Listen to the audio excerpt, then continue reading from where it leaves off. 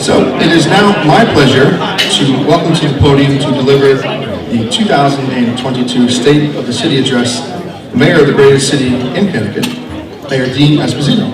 Mayor.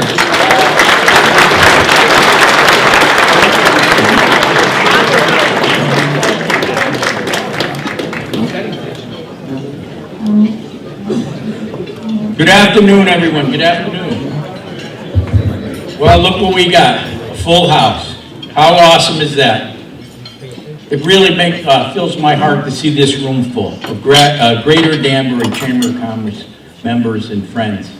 It's an outstanding day, and I want to congratulate you all for being here. First, it's an honor for me to be here at this annual event, and I'd like to thank PJ Prunny and the entire team in the Danbury Greater Chamber of Commerce.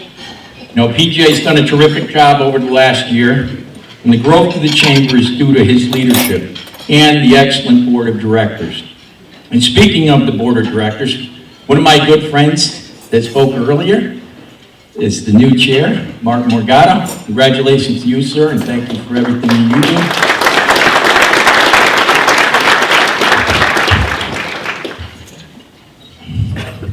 Now, congratulations are in order to Lucy Volvis, the founder and the CEO of the Churchill Classic, recipient of this year's Cecil Previty Award.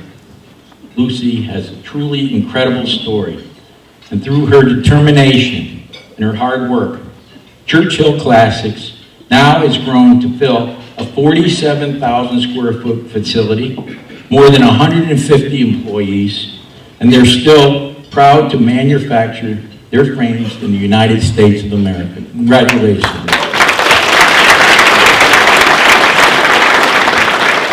And with that, Lucy, I'd just like to invite you to move out of Monroe, come on over to Danbury.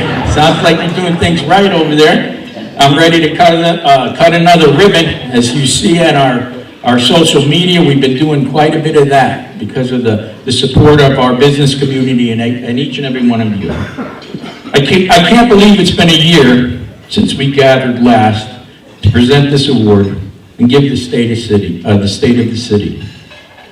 Last year, I was only 10 days into my administration and showed a video of all the priorities that we would face together in the year ahead. In following in that tradition, I want to show you a quick video that highlights the work that we've accomplished together.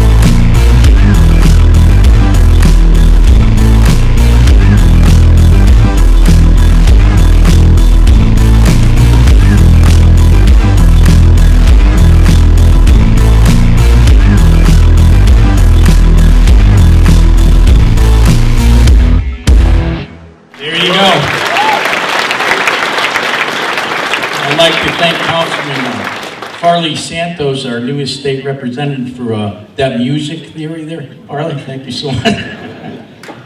Ladies and gentlemen, once again, Danbury's had an incredible year because we focus on our community as one Danbury. I made the promise at this very event last year, and I kept it. But before we announce my administration's priorities for the year ahead, I want to recognize the individuals who played a significant role in this past year. First, I'd like to honor my task force on homelessness, made up of about 20 individuals who have dedicated their time and energy to address homelessness in the greater Danbury area. I specifically want to thank the chairman, Bobby Botella, and our vice chairman, Ari Rosenberg, for their leadership.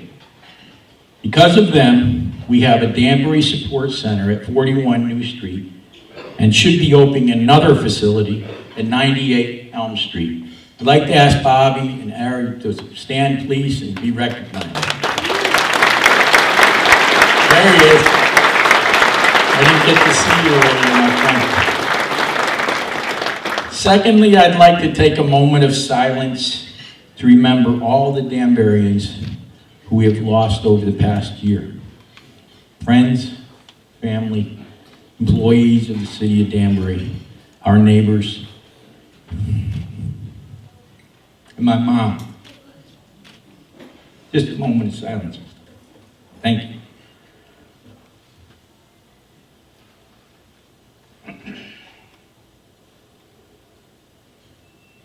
Thank you all very much for that. Third, I want to thank the men and women of our public safety community. Chief Rittenauer and Chief Thode and Matthew Casavecchia are here today. And I want to thank each and every member of their departments for putting their lives on the line every day to protect our citizens. Gentlemen, if you please stand and be recognized. There's Matt.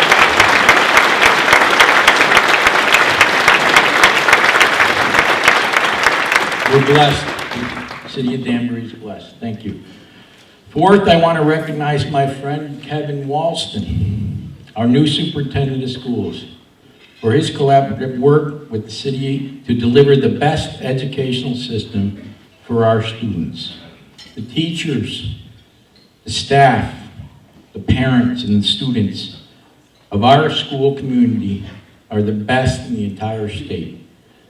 And we have exactly new projects, exciting new projects coming in the future for the school system. I'm sure many of you have been reading about it. I got to get new glasses, I think, ladies and gentlemen. Most cities and towns, the superintendent and the mayor are often at odds. Do you believe it? But due to a belief in synergy, we've come together to build our transformational curriculum for the future, including the building of the Danbury Career Academy. Kevin, I know you're out there. If you please stand to be recognized, sir, I appreciate that.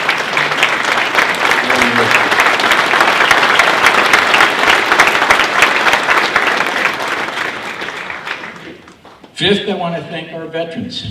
In the past year, we've honored many of our veterans in over 10 individual ceremonies. But I believe we should thank the veterans every single day.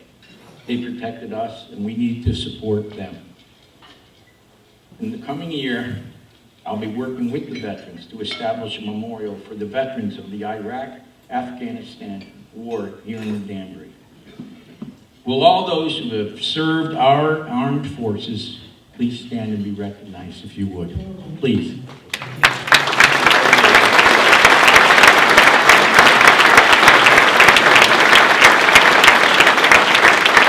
Thank you very much, and thank you for your service.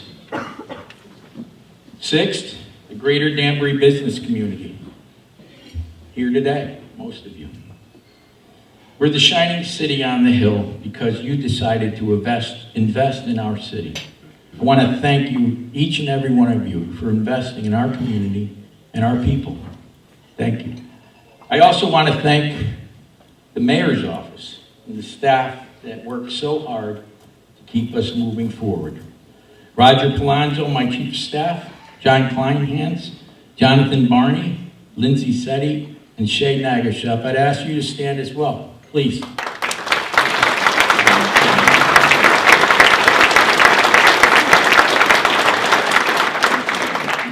meat and potatoes, right? Now following is in the tradition of Mayor Mark Boughton and his 20-year tenure as leader of this great city, I am proud to announce new initiatives of my administration that we'll be working on for the next year. This year's upcoming budget, I will be announcing the creation of the Office of Local, State, and Federal Grant Opportunities. Since my tenure as the Chief of Staff, I've always believed that the city is missing out on grant opportunities at all levels of government. I want to give the department heads and the employees additional resources to find every penny they can for the city of Danbury. This could be transformational for the city of our size. Ladies and gentlemen, I grew up on the outskirts of downtown Danbury, and I've always believed in investing in one of our most valuable assets, and I believe that is downtown Danbury. The first year of my administration, we completed the feasibility study to connect the southeast train line directly into Danbury. I know you've heard about this project before, but I want to reassure you it's moving forward. We've been awarded some funding for the environmental impact study to occur, and that was big. We got some big money from the federal government to help us support that project. And this is a big deal for the community. And it means that the train with quick and easy access to New York City is definitely in our future. Definitely. Events are also back in the downtown. I love going to the Danbury Hat Tricks games.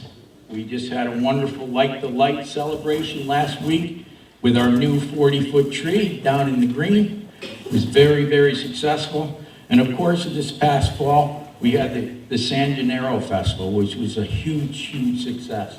And will grow from year after year, just like our Light the Lights and any other projects we do downtown. And we know the intent is to bring people down and enjoy the city center, enjoy our downtown events that we can. Ladies and gentlemen, I'm proud of the progress that we have made on the Danbury Career Academy. We have already broken ground on our new middle school and our new high school in the Cardis building. I'm looking forward to welcoming our students there as soon as possible. We are also launching a new career pathways curriculum for all Danbury public schools to better equip our students with the skills they need for the real world. Keeping our citizens safe is always my top priority. This year, we'll continue to hire more police officers with a goal of reaching a full 160 officers. We have already had record numbers of new hires this year. We just hired the other night, with the council's blessing, 9 new officers for the streets of the city of Danbury, and that's huge. One time, 9 people, and in this day and age, it's not easy to get those to come on board. But you know, we offer a good package, and we offer a good city. So we were blessed with those 9 officers. We've already had a number of record new hires this year. We'll also make sure that our fire department and they have all the resources they need to keep us protected.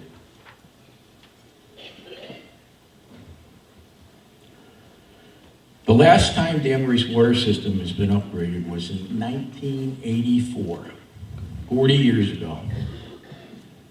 This year, we will fund critical upgrades and improvements to our water system and our sewage treatment process. There's been miles and miles of roads redone and sidewalks as well. And the completion of our POCD report is done. We also have a biodiesel plant that will convert brown grease to fuel our public works trucks, our city vehicles, city buildings, and city hall.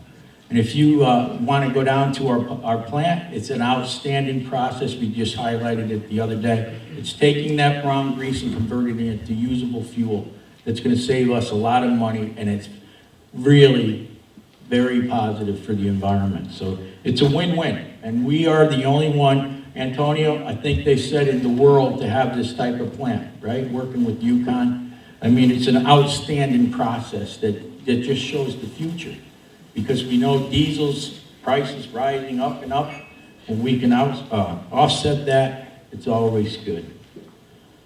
I want to recognize Antonio Iadarola, our Public Works Director, for all the hard work he's been doing for us, making these projects come alive. Antonio, I sincerely thank you for everything that you do.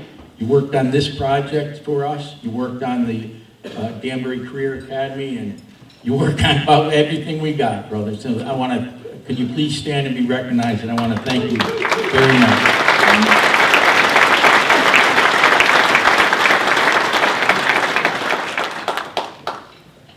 Thank you, Antonio. You know, at City Hall, we're always focused on making Danbury the best place to live, to raise a family. Every day we work to improve residents' quality of life. And with that, we support businesses through small business loans and facade grants. We expanded our downtown community and cultural events, funding safety and security improvements, renovating the Richter Park House, supporting Danbury's many cultural and nonprofit organizations. Ladies and gentlemen, Danbury is blessed with tremendous assets. A first-rate hospital, a state-of-the-art, world-class university, a vibrant art community that engages in sharing of ideas, and an outstanding public safety system. Danbury is the envy of any city in Connecticut. And of course, we have an economy that is the best in the state of Connecticut. We're a community with people that have come from all over the world. We're a diverse community that is modeled in common understanding, trust, and compassion. Together, we are all one Danbury. It's been my honor of my lifetime to serve as your mayor for the last year. Each day, when I wake up, I go to work, and I'm excited about the future of Danbury and the future in general. Ladies and gentlemen, that is the state of the city for Danbury, for December 2022. And I just want to thank you all. God bless you all, and God bless the city of Danbury. Thank you.